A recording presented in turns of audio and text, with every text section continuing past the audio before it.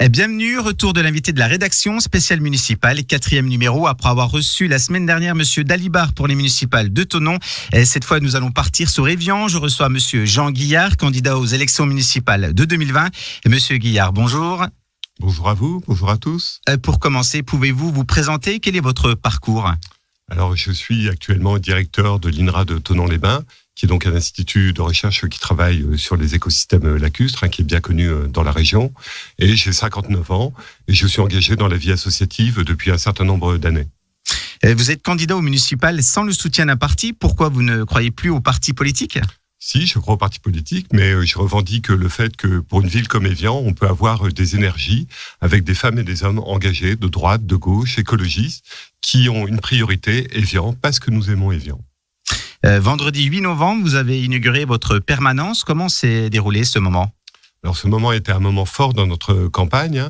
Il a réussi à rassembler environ une centaine de personnes qui étaient motivées, qui nous ont apporté leur soutien. Bien sûr, beaucoup d'Évianais, mais aussi des gens de Thonon ou du plateau de Gaveau qui ont conscience qu'il faut changer la donne politique sur le territoire.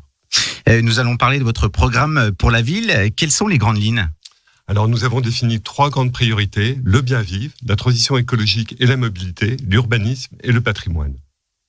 J'ai regardé votre programme, notamment vous dites que la vie est chère en Haute-Savoie. Si vous êtes élu, vous allez demander au gouvernement une prime de vie chère pour les habitants. Pouvez-vous nous l'expliquer? Alors, cette prime est une prime pour les fonctionnaires en particulier. Il n'y a pas de prime de vie chère, bien sûr, pour les gens qui travaillent dans des entreprises privées. Mais pour les fonctionnaires, il y a possibilité d'avoir une prime supplémentaire qui, pour le moment, n'est pas présente dans ce coin de la Haute-Savoie. Mais je sais qu'elle est présente, par exemple, à Divonne-les-Bains. Et je pense que les acteurs politiques locaux doivent insister auprès du gouvernement pour que cette prime soit votée au Parlement. Vous proposez une démocratie locale durant tout votre mandat? Alors bien sûr, notre axe de campagne est basé sur la concertation. Nous voulons construire le programme avec tous les Évianais, mais ce n'est pas un argument de campagne, ce n'est pas un artifice de campagne. Ce que nous souhaitons, c'est vraiment remettre la démocratie locale au cœur du quotidien des Évianais et que tous les Évianais soient associés aux décisions qui vont être prises pour la ville. Il n'est plus admissible que des décisions soient prises dans un sérail politique, dans une municipalité, et que les Évianais soient informés après que la décision soit prise. Évian ne devrait-elle pas se tourner davantage vers sa grande sœur Thonon et collaborer sur des projets pour faire avancer les deux villes? Je trouve qu'à l'échelle du territoire, il est inadmissible à l'heure actuelle d'avoir encore des projets qui ne soient pas concertés entre les deux communautés de communes. Un exemple que tous les politiciens locaux comprennent, mais que le citoyen est incapable de comprendre, c'est par exemple pourquoi le bus à niveau de service s'arrête.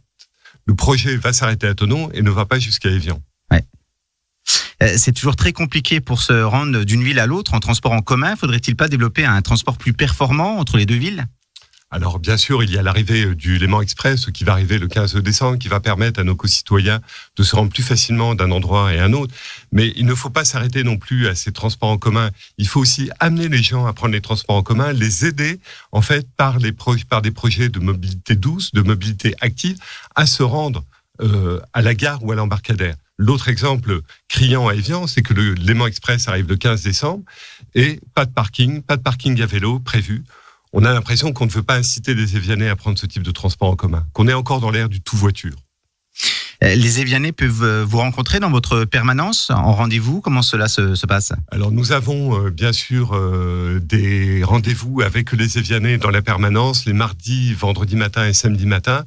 Nous allons aussi organiser des cafés citoyens. Le premier aura lieu le 16 novembre au café La Rotonde sur l'urbanisme et le patrimoine. Nous allons aussi faire des soirées en fin d'après-midi sur différents thèmes. Et enfin, comment jugez-vous votre accueil chez Thonon Alpe Radio? Un très bon accueil et je souhaite longue vie à Thonon Radio. Vous êtes favorable au débat avec des candidats sur notre antenne? Je suis favorable à la démocratie, donc je suis favorable à l'échange des idées et au débat. Et le mot de la fin? Le mot de la fin, je pense qu'il faut réfléchir à l'avenir d'Évian, il faut préparer l'avenir d'Évian. Les politiques locaux n'ont pas assez anticipé les changements sociétaux et environnementaux, en particulier sur les transports, mais aussi sur l'environnement, et c'est là le but de notre projet.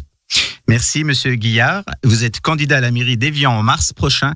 On retrouve toutes vos infos sur le www.emont-evian.fr. Merci. Merci beaucoup, merci à tous.